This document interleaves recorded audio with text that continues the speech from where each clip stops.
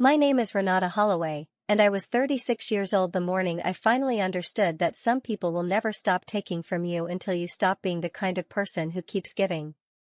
It didn't arrive like a thunderclap. It arrived like a text message.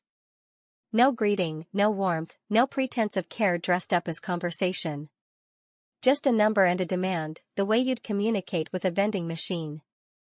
And something in me, something that had been bending quietly for years under the weight of being needed without ever being valued, finally went still. Welcome to Power After Pain, where we spend time with women who stopped shrinking themselves to fit into spaces that were never built for them, and who let the truth do the heavy lifting they'd been carrying alone for far too long.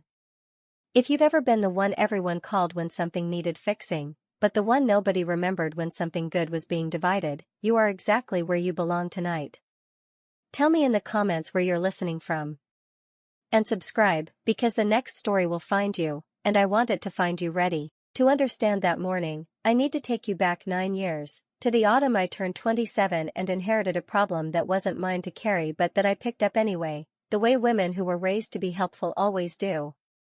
I run an accounting practice out of a rented suite on the 3rd floor of a professional building in Clarkton, which is a mid-sized town 45 minutes from the community where I grew up.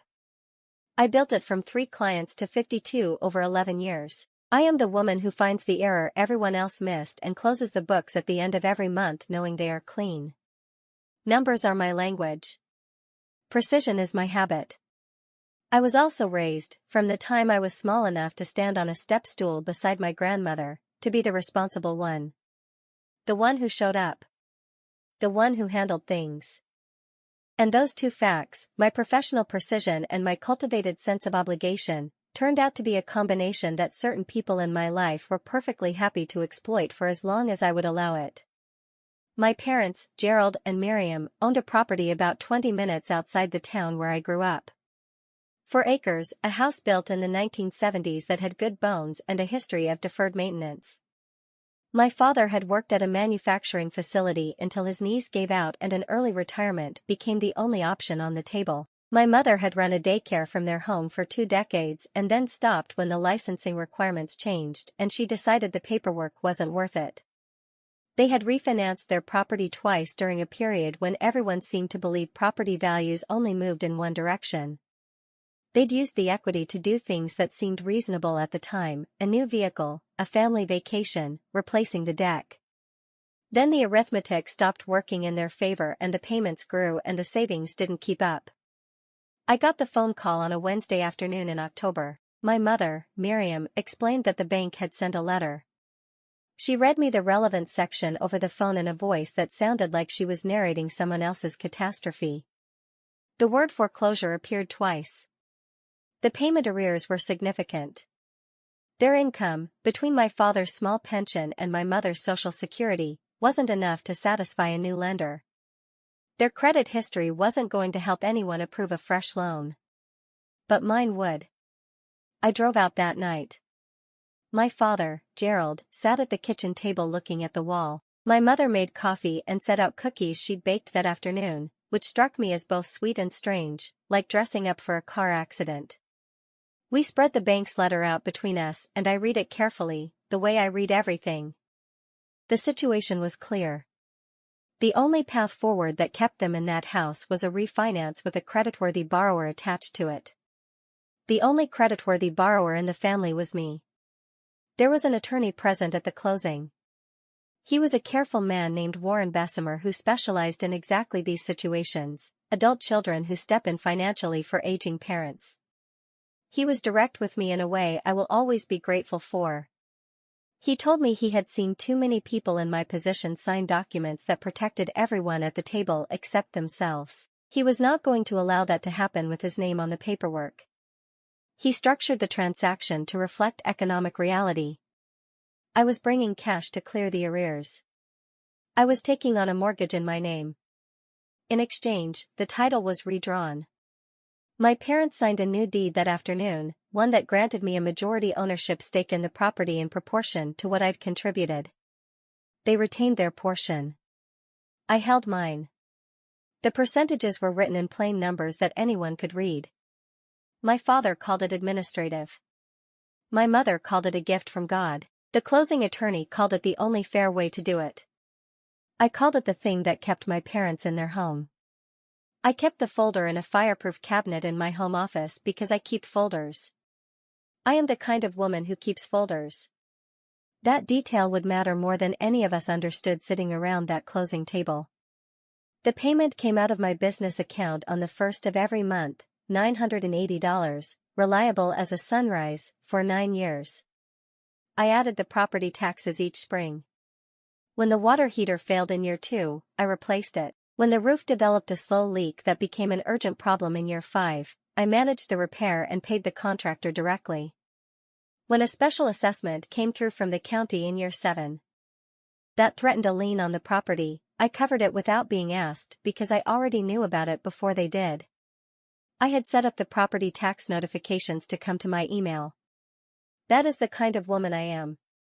Meanwhile, my younger brother, Dominic, lived about 90 minutes away in a city apartment and was consistently described by my parents in terms that suggested he was perpetually on the verge of a breakthrough that simply hadn't arrived yet. Dominic was creative. Dominic was between opportunities. Dominic had quit his third job that year because the environment wasn't right for him. When Dominic needed his security deposit covered, my parents asked me. When Dominic's car needed repair, my parents asked me. I sent the money both times because saying no felt like abandoning someone, and I had been raised to believe that abandonment was the worst thing a person could do. I noticed the pattern. Noticing patterns is literally my profession. I raised it carefully, twice, at family gatherings. I suggested that maybe Dominic could begin contributing something, even a token amount, toward the household expenses I was managing. My mother would get a look on her face like I'd said something in a foreign language she didn't recognize. My father would say that family doesn't operate like a business. I let it go both times because the mortgage was in my name, and the complicated reality was that walking away wasn't just an emotional decision. It had financial and legal consequences I wasn't willing to absorb. So I stayed. I kept paying. I told myself the word reliable was a compliment. It took me 9 years to understand that reliable, in the way my family used it, wasn't a compliment. It was a job requirement. And I had never once been told what the job was actually paying. That threatened a lien on the property, I covered it without being asked because I already knew about it before they did. I had set up the property tax notifications to come to my email. That is the kind of woman I am. Meanwhile, my younger brother, Dominic, lived about 90 minutes away in a city apartment and was consistently described by my parents in terms that suggested he was perpetually on the verge of a breakthrough that simply hadn't arrived yet. Dominic was creative. Dominic was between opportunities. Dominic had quit his third job that year because the environment wasn't right for him. When Dominic needed his security deposit covered, my parents asked me. When Dominic's car needed repair, my parents asked me. I sent the money both times because saying no felt like abandoning someone, and I had been raised to believe that abandonment was the worst thing a person could do. I noticed the pattern. Noticing patterns is literally my profession. I raised it carefully, twice, at family gatherings. I suggested that maybe Dominic could begin contributing something, even a token amount, toward the household expenses I was managing. My mother would get a look on her face like I'd said something in a foreign language she didn't recognize. My father would say that family doesn't operate like a business. I let it go both times because the mortgage was in my name, and the complicated reality was that walking away wasn't just an emotional decision. It had financial and legal consequences I wasn't willing to absorb. So I stayed.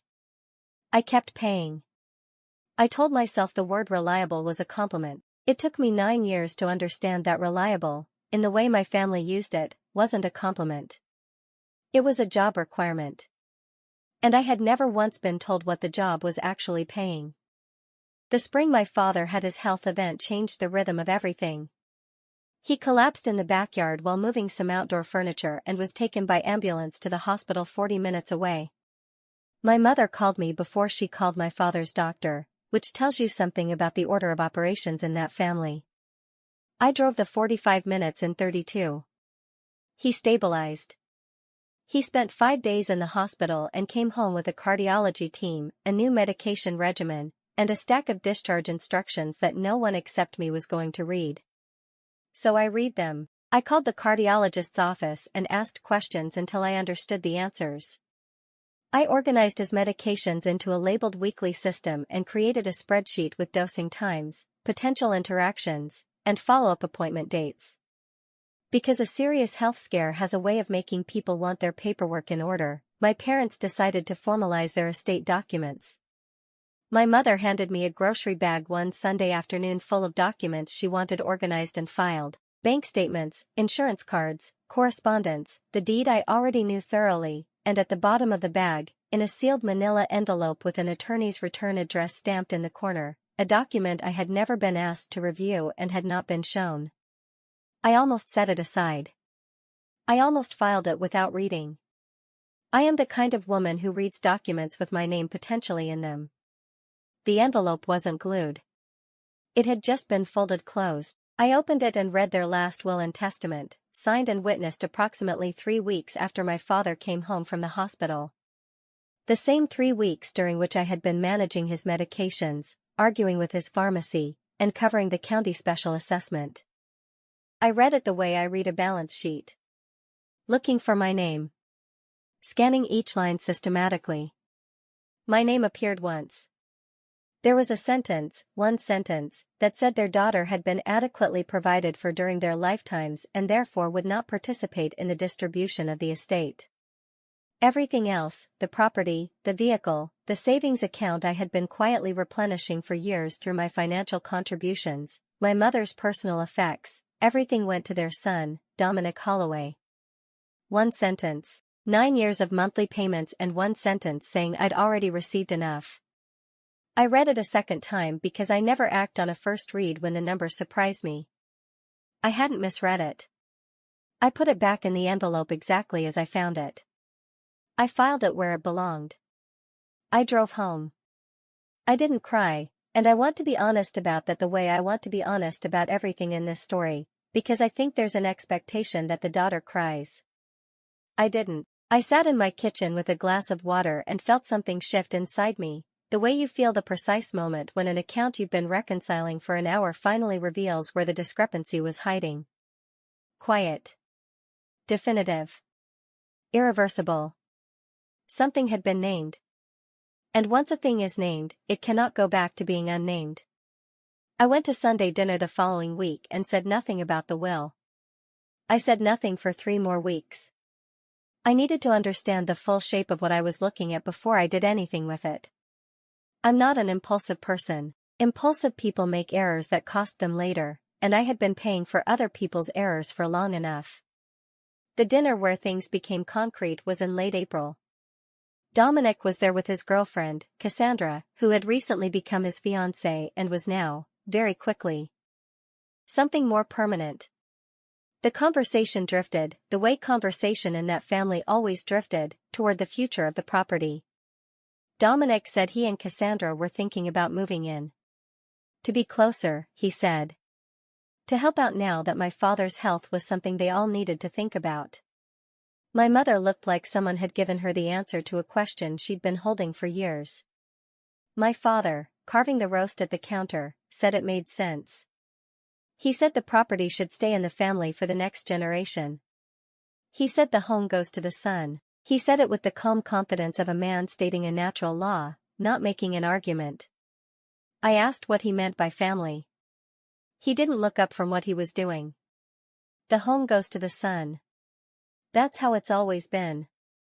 Nobody at that table felt the need to explain it further to me, because in their version of events, I was the financial infrastructure. And you don't explain the inheritance to the infrastructure. You just assume it keeps running. I passed the bread. I asked about my father's next cardiology follow-up. I drove home with both hands on the wheel and that phrase looping quietly through my mind for 45 minutes. The home goes to the son. I had been funding that home for 9 years. Apparently I had been funding it so I could give it away. That night I opened a spreadsheet. I listed every payment I had made since the refinancing. The monthly mortgage. The property taxes. the water heater, the roof, the special assessment, the security deposit I'd covered for Dominic twice, the car repair. Every figure I could document, and I had documentation for all of it because I keep records. The total had 6 figures in it. Then I made a second column. What had been promised to me in return? That column was empty. Not because I'd forgotten anything. Because there had never been a promise, there had been an assumption, and I was the one who'd been making it. I had assumed that people who love you will treat you fairly even when they don't say so. I had assumed that showing up consistently and carrying the weight would be seen and honored, even silently. I had been wrong about both. I'm not a person who makes scenes. I'm not built for confrontation that looks like confrontation. What I am built for is precision and patience and the kind of decision-making that doesn't require an audience to be real. I opened my banking application. I found the automatic payment I had established 9 years earlier, the one that executed on the first of every month with the reliability of a heartbeat. And I turned it off. No message. No explanation. No dramatic announcement. Just silence where a number used to be. The first several days were harder than I expected. Habit is a powerful force. I had set up that payment when I was 27, and I was 36 now. 9 years of a consistent action doesn't dissolve overnight just because you made a conscious choice to end it. My thumb hovered over that application more than once in the first week. The pull of it was almost physical. But I left it off. I went to work. I reconciled accounts. I had lunch at my desk. I called my father to ask about his blood pressure because I still cared about his health. And caring about someone's health and funding their estate planning are 2 different things that I had been treating as one thing for far too long. The mortgage came due on the 1st. The 1st passed. On the 4th, the lender's notification system sent me an alert. I was the primary borrower, so the notice came to me. The payment was past due. I read it twice, set my phone face down on my desk, and went back to the column of numbers I'd been working on. There is a specific discipline required to do nothing on purpose when everything in you is trained to fix things. I had been fixing things for 36 years. Making myself stay still felt almost athletic. But I did it. Because this was not an emergency I had caused. It was a consequence I had chosen to allow. The bill had finally been sent to the correct person. It just didn't know yet that the correct person was no longer me. By the 8th, when a second notification came through, I still hadn't heard from my parents. Either they hadn't noticed, or they were waiting for me to notice on their behalf, which had always been the arrangement. I knew which one it was. I had been the person who noticed things for that family for my entire adult life. The quiet on their end wasn't peace. It was a delayed fuse.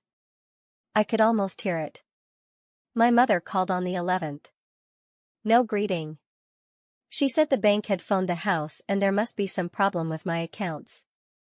There must be an error somewhere. Her voice had a particular quality I recognized, the carefully calibrated tone she used when she wanted to correct a situation without acknowledging that a situation existed. I told her there was no error. I had stopped the automatic payment. The silence on the line lasted long enough that I could hear the refrigerator hum in her kitchen. Then the tears came. Right on schedule, the way weather comes when the conditions are right. She said she didn't understand. She said we were a family and families take care of each other. She said I had always been her dependable one and she didn't know what had changed in me. I asked her, very gently, whether the will also took care of everyone in the family. Another silence. Shorter this time. She recovered faster than I expected, which told me she'd been prepared for the possibility that I'd found it. She said the will was my father's business and it had nothing to do with the mortgage. She said you didn't keep score with your own parents. She said it like a judgment delivered from somewhere high up, final and correct. I thought about pointing out that keeping score is precisely what an estate plan does, that a will is literally a document that assigns value to relationships and then puts numbers next to them. But that wasn't the conversation I needed to have right now. I told her I loved her. I told her we'd talk soon. I ended the call before it could become the kind of conversation she was skilled at and I wasn't. She called back twice that evening. I let both calls go to voicemail and wrote down the times and dates in my notes because some habits are worth maintaining regardless of circumstances. Dominic called the following day. He texted first, then called when I didn't respond. His voice had a particular quality I'd noticed in men who have never seriously worried about a number. He said our mother was devastated. He said what was my problem. He said did I understand what this kind of stress did to our father's heart condition. I noticed he led with our father's heart, which was his strongest card and he knew it. I told him I was very familiar with our father's heart condition, having read every discharge document and organized every prescription and called the cardiologist's office enough times that the nurse recognized my name. He let that go without acknowledging it. Then he said something that I suspect he believed made him the larger person in the conversation. He said he understood that I'd been sending money, but money wasn't the whole picture. He said he was the one who truly showed up. Who called regularly, who sat with them. Who gave them his time while I just moved numbers around from a safe distance. He said it like it was the verdict. I sat with it for a moment. I thought about the afternoon my father collapsed and who drove there first. I thought about the prescription spreadsheet. I thought about all the Sunday dinners I'd attended while tracking medication refill schedules in the back of my mind. But I didn't say any of that. Dominic had already written the story he was living in, and you cannot reconcile an account with someone who refuses to open the ledger. I asked him one question instead. I asked whether, since money wasn't the primary concern, he'd like to begin covering the mortgage on the property he was planning to inherit. The line went quiet. Then he laughed, the way people laugh when they're hoping something is a joke and aren't entirely sure. He said we'd talk when I was being less dramatic. I hadn't raised my voice once.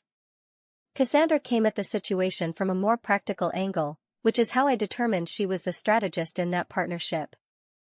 Several months before any of this started, she had added me to a shared digital planning board, the kind of application people use to collect images for renovation projects. I had assumed at the time it was a friendly gesture, possibly a soft hint that future improvements might require my financial participation. She had never removed me from the board. The application still sent me notifications when new content was added. I opened it one evening without planning to.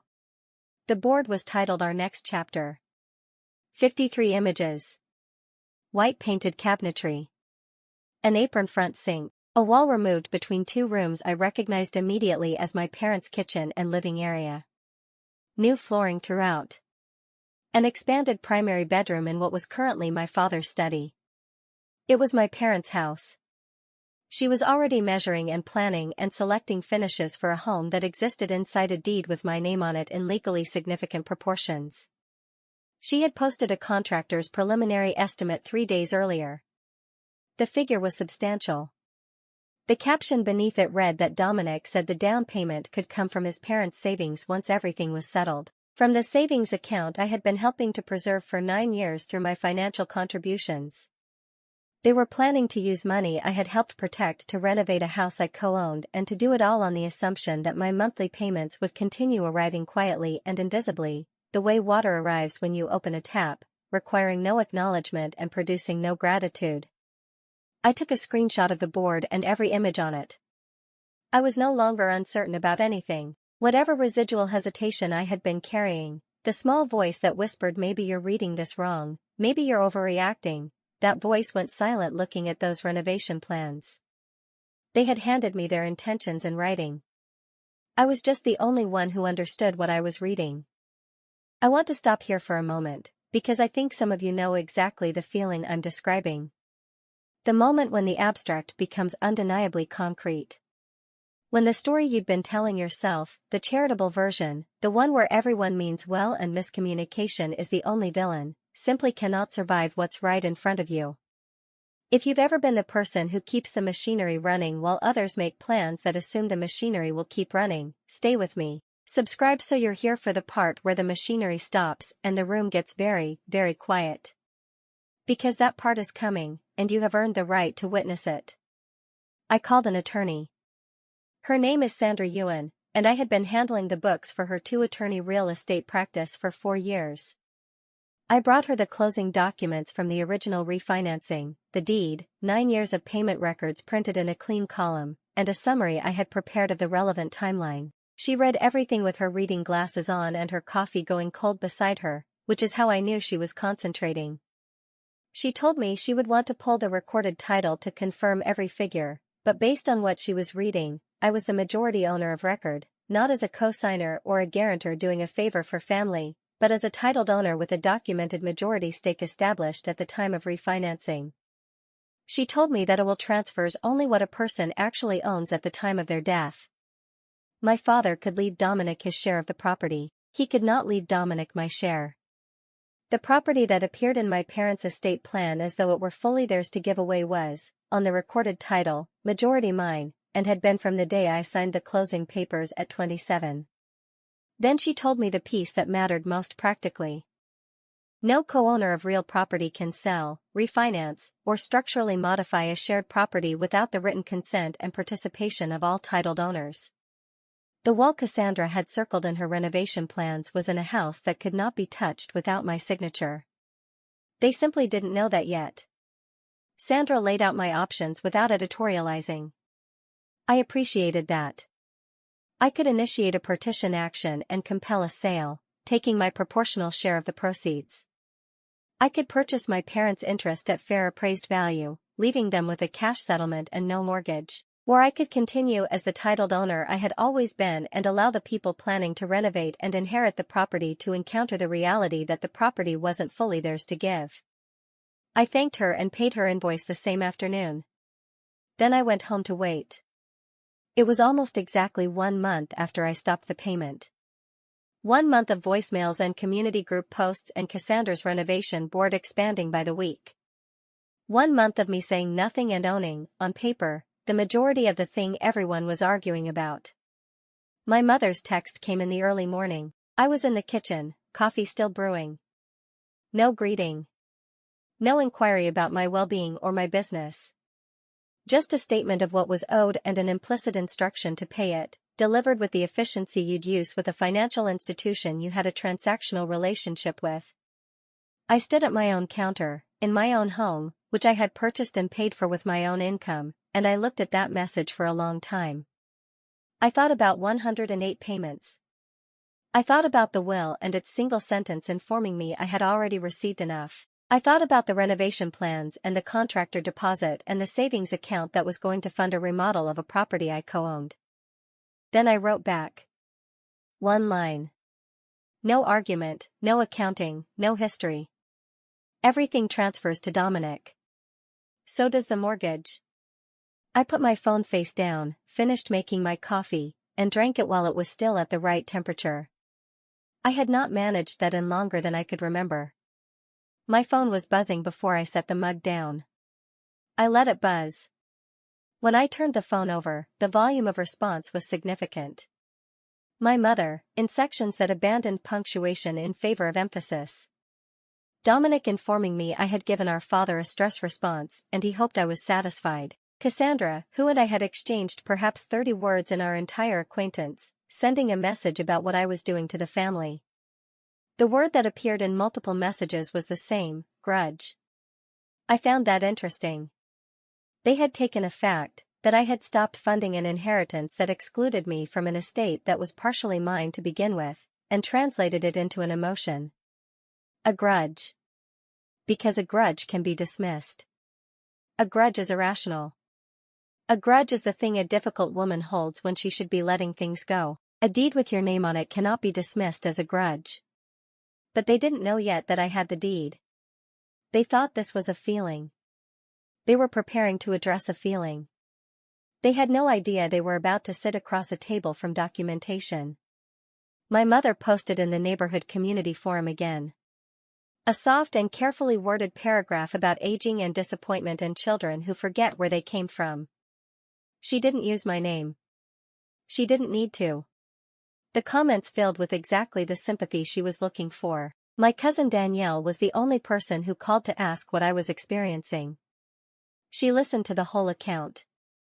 The 9 years, the will, the renovation board, the contractor estimate. Then she said something I wrote down verbatim. She said, "You're not abandoning your family.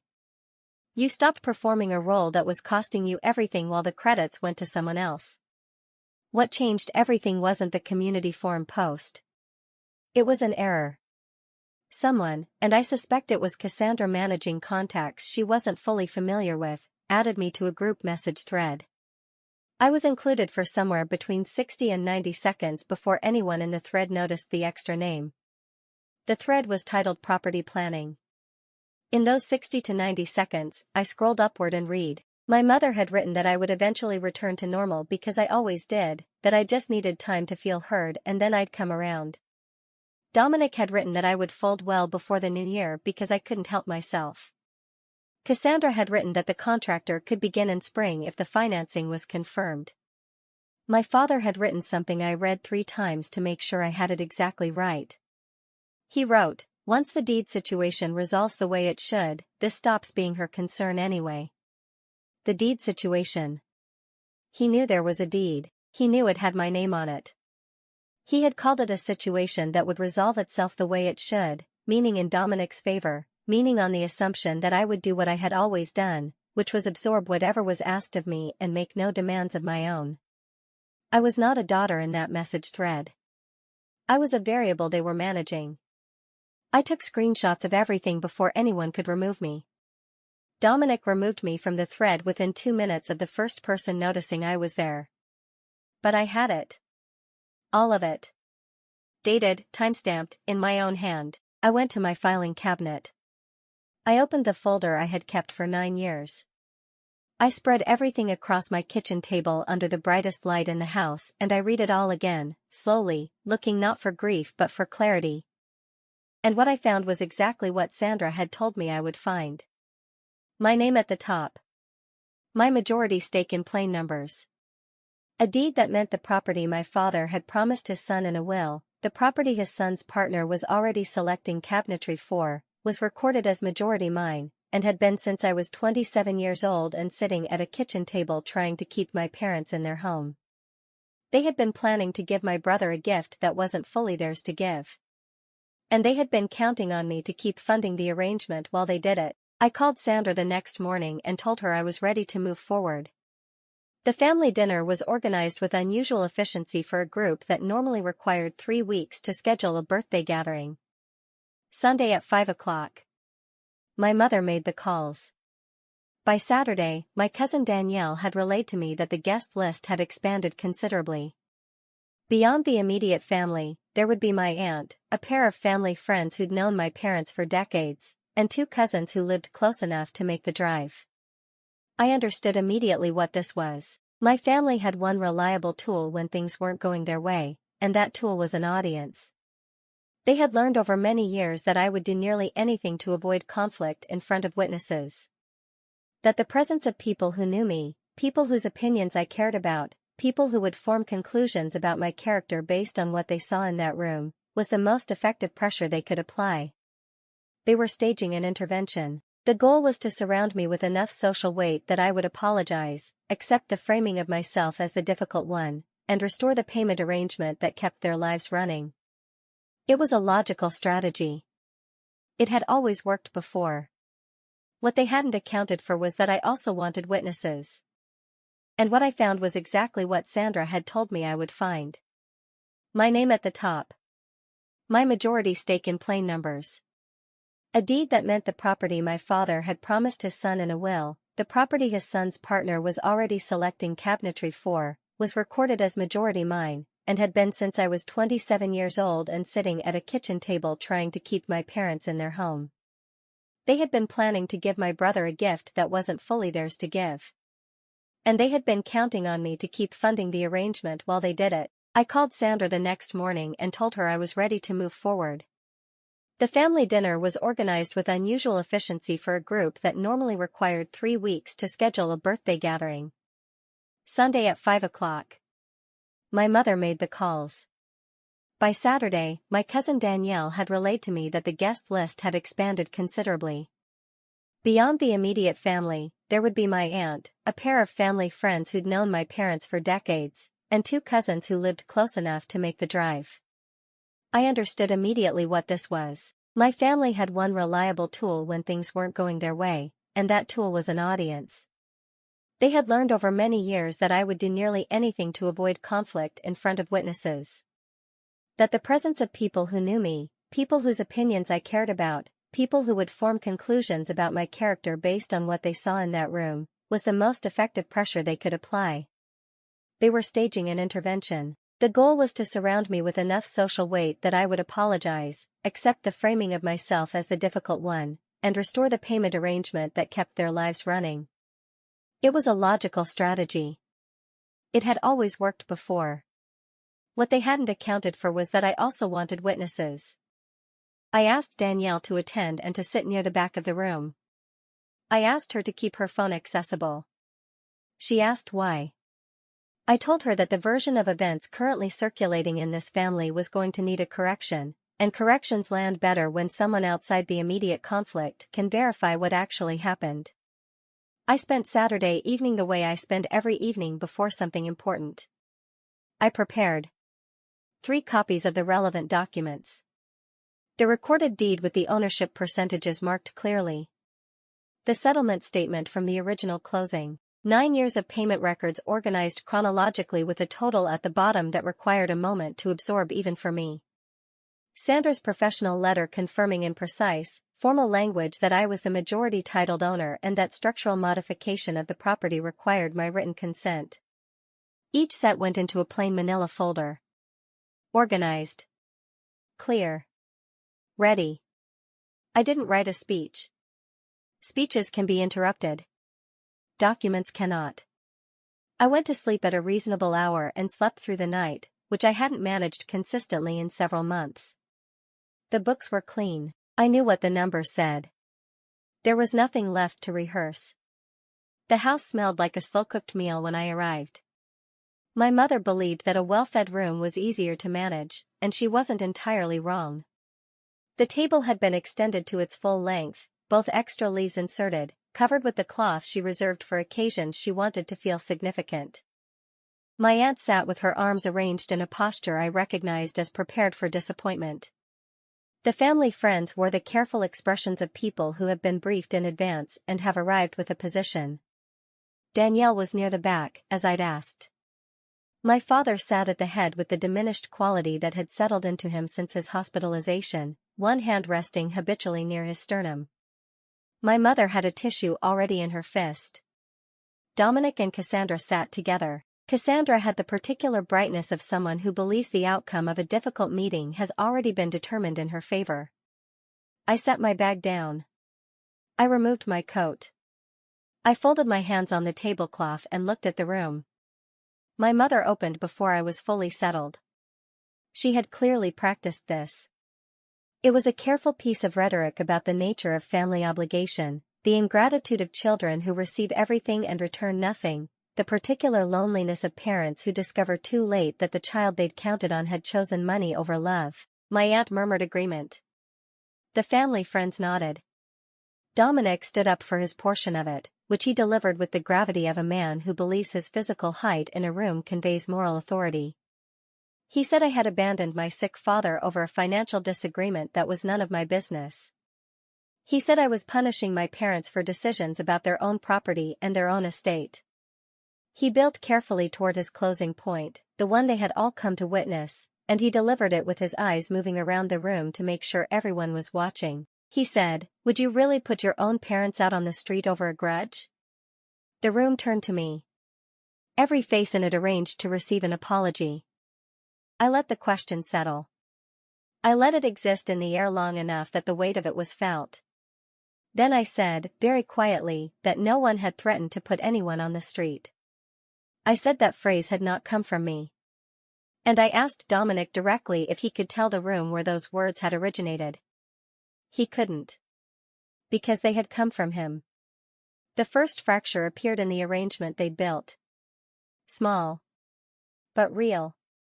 I reached into my bag. The room watched my hands with the attention of people who suddenly understood that this meeting was not going to go the way it had been presented to them. I removed 3 folders and placed them. One to my aunt. One to the family friends. One flat on the table in front of my father. I told them I'd brought documentation because the conversation we were having was about fairness, and fairness is easier to establish when it is something to stand on. I spoke at the pace I use when I'm explaining a complex reconciliation to a client who isn't an accountant. Unhurried. Without performance. I told them that 9 years ago, when no lender in the region would extend credit to my retired parents, I had refinanced their property in my own name, cleared the arrears with my own savings, and become the primary borrower on a mortgage I had been servicing monthly ever since. I told them to find the page in the folder marked with the deed. I told them that the transaction had been structured, at the insistence of the closing attorney, to reflect economic reality.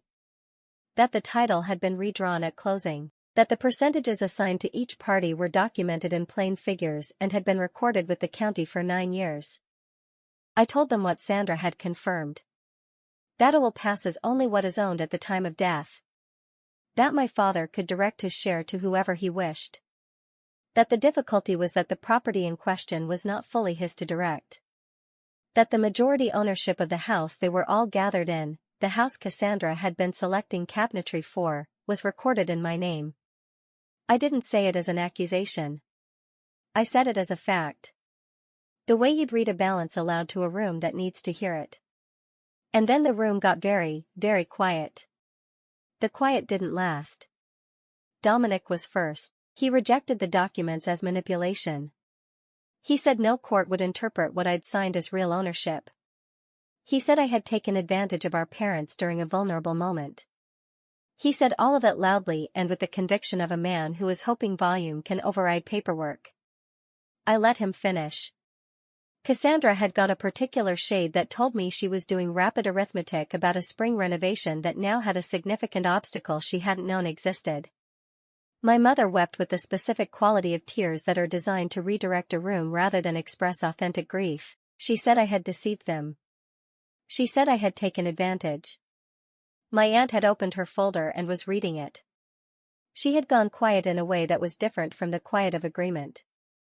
The family friend who'd retired from insurance work looked up from the deed and said, to my mother, in a careful and neutral voice, that this was a recorded document and that recorded documents were generally enforceable.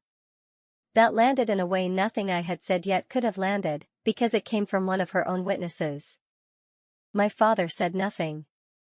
He had the folder open in front of him. He was looking at the deed. His hand had moved away from his chest and gone flat on the table. His face had changed in a way I hadn't seen it change before. The certainty he wore the way other men wore their posture had gone somewhere, replaced by something older and less comfortable. He had built his understanding of how the world worked on a principle he'd stated twice in my presence like a natural law. And he was sitting across a table from a document that had quietly made that principle untrue for 9 years while he wasn't paying attention. He looked at me. And for one moment there was nothing performative in his expression. No tradition, no legacy, no practiced authority. Just a man who had made a significant error in judgment about someone who had loved him anyway. When the room finished with its noise, I spoke again. I told them I had not come to take anything. I had come because the truth had been living in a filing cabinet for 9 years and it deserved to be at the table with the rest of the family. Then I made them an offer. 3 options. Presented without theatrics, because I'm not a theatrical person. The same options Sandra had outlined for me. First option, we formalize the existing arrangement in writing. A clear agreement establishing each party's ownership, each party's financial obligations, signed and recorded. Transparent, fair, documented. Second option, I purchase their ownership interest at fair market value. They receive a cash settlement, the mortgage is resolved, and they live wherever they choose without a bank payment attached to them. Third option, since the will directs everything to Dominic, including this property, Dominic, as the designated heir to everything, assumes the mortgage beginning the first of the following month. I looked at my brother when I said the third one. The choice was theirs. I would put any of the 3 in writing the same week. My mother said I was treating family like a business transaction. I gave her back the words she'd used on the phone a month earlier, gently, without anger. I told her she had said family doesn't keep a ledger. And she was right. For 9 years, I hadn't kept one. I had simply paid. But the bank keeps a ledger. And my name was the one on it. Then I stood up. Collected my coat. Left a copy of Sandra's letter on the table next to the meal, and walked out of a room that had come prepared for an apology and received a balance sheet instead. They chose the first option. It took 22 days, which is fast for a group of people who had needed 2 months to agree on a holiday dinner location. My mother could not leave the house she'd lived in for 30 years. My father could not accept the version of events in which he simply transferred the property to me through a buyout, because that would mean acknowledging, in a transaction recorded with the county, that the arrangement had always been what it was. Sandra drew up the agreement. It named the parties. It specified the ownership percentages in the same plain numbers that had always been on the deed. It divided the ongoing costs proportionally, in writing, signed by everyone with a legal interest in the outcome. Dominic declined to contribute. He announced that the entire situation was a betrayal of the family he'd grown up in and removed himself from the property within 6 weeks. The prospect of actual financial obligation has a remarkable clarifying effect on people who had previously been enthusiastic about inheritance. Cassandra's renovation board went private. Then it went away entirely. The contractor's spring start date was not confirmed. The choice was theirs. I would put any of the 3 in writing the same week. My mother said I was treating family like a business transaction. I gave her back the words she'd used on the phone a month earlier, gently, without anger. I told her she had said family doesn't keep a ledger. And she was right. For 9 years, I hadn't kept one. I had simply paid. But the bank keeps a ledger. And my name was the one on it. Then I stood up. Collected my coat. Left a copy of Sandra's letter on the table next to the meal, and walked out of a room that had come prepared for an apology and received a balance sheet instead. They chose the first option. It took 22 days, which is fast for a group of people who had needed 2 months to agree on a holiday dinner location. My mother could not leave the house she'd lived in for 30 years. My father could not accept the version of events in which he simply transferred the property to me through a buyout, because that would mean acknowledging, in a transaction recorded with the county, that the arrangement had always been what it was. Sandra drew up the agreement. It named the parties. It specified the ownership percentages in the same plain numbers that had always been on the deed. It divided the ongoing costs proportionally, in writing, signed by everyone with a legal interest in the outcome. Dominic declined to contribute. He announced that the entire situation was a betrayal of the family he'd grown up in and removed himself from the property within 6 weeks. The prospect of actual financial obligation has a remarkable clarifying effect on people who had previously been enthusiastic about inheritance. Cassandra's renovation board went private. Then it went away entirely. The contractor's spring start date was not confirmed. My father and I don't talk about money or the property or the will. We talk about his blood pressure and the weather and occasionally a television program he's been watching. There's something almost peaceful in that smallness, though I'm aware that peace was purchased at a price I spent 9 years not accounting for. Dominic and I are in the category of people who share DNA and a history and very little else. I've stopped treating that as a wound that needs healing. Some accounts you close intentionally. The balance you're left with is clarity, and clarity is worth more than the alternative. The automatic payment is still off. On the 1st of every month, when my phone used to deliver a quiet confirmation that another amount had been transferred from my account to a mortgage that was serving someone else's plans, there is just a morning coffee. The ordinary light of a day that belongs entirely to me. I'm 36 years old. I built a business from 3 clients to 52. I bought my own home with my own name on the deed and my own money in the account that services it. I spent 9 years being the infrastructure for other people's plans, and I did it because I was raised to believe that showing up was the highest form of love and that reliable was the best thing you could be. I'm not sorry for any payment I made.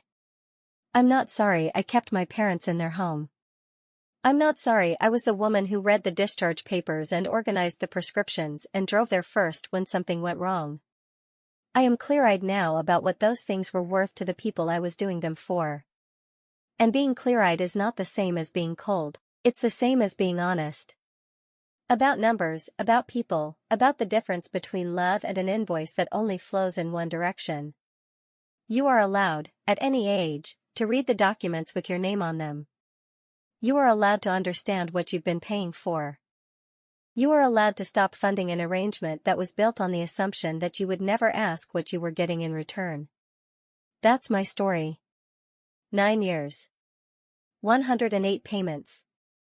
One deed they assumed didn't matter until it was the only thing in the room that did. If anything in this account reminded you to look at your own situation clearly, to read the paperwork, to name the pattern, to ask yourself whether reliable has become a synonym for expendable in someone else's story about your life, let that be your signal. Do something with it this week. Share this with someone who needs to hear it. Leave a comment and tell me where you're listening from. Subscribe, and I'll be here with the next one. The ledger is always open. The only question is whether you're the one holding the pen.